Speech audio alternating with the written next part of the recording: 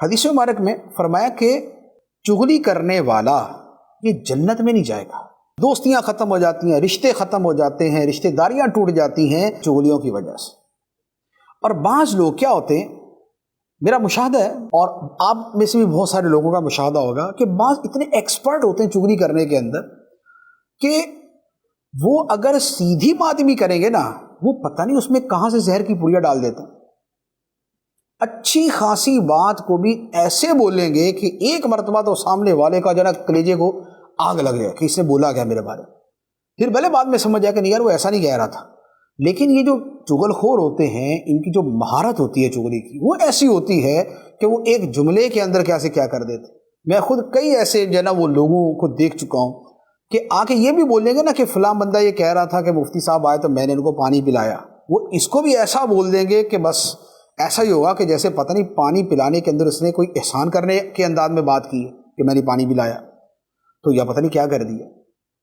اور بعض تو یہ جان بوجھ کے کرتے، اور بعض کی فطرت یا انداز ایسا ہوتا ہے کہ بائی ڈیفالٹ ہی ان کے اندر یہ چیز پائی جاتی ہے، کمپنی فٹڈ جو ان کے اندر یہ چیز ہوتی ہے. اس لیے وہ کہتے ہیں نا کہ وہ چغل خور جو ہے وہ یعنی وہ خوشیوں کا قاتل ہوتا ہے اور فساد کا بانی ہوتا ہے.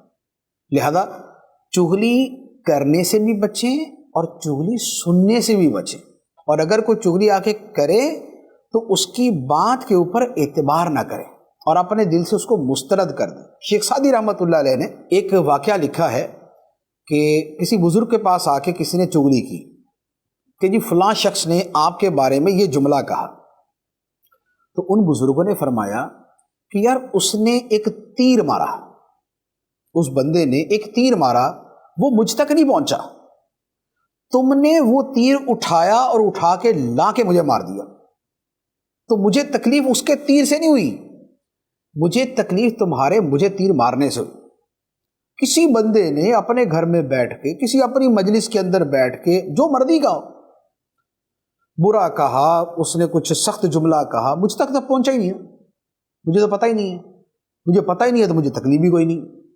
لیکن یہ جو درمیان کا راوی ہوتا ہے، یہ چغل خور ہوتا ہے، یہ کیا کرتا ہے، یہ اس بات کو اٹھا کے لا کے ہمارے ٹھک کر کے سینے میں مارتا ہے. ہمیں تکلیف اب ہوتی ہے تو گویا اس کے بولنے سے تو تکلیف نہ ہوئی، ہمیں تو تکلیف ہوئی اس بندے کی وجہ سے.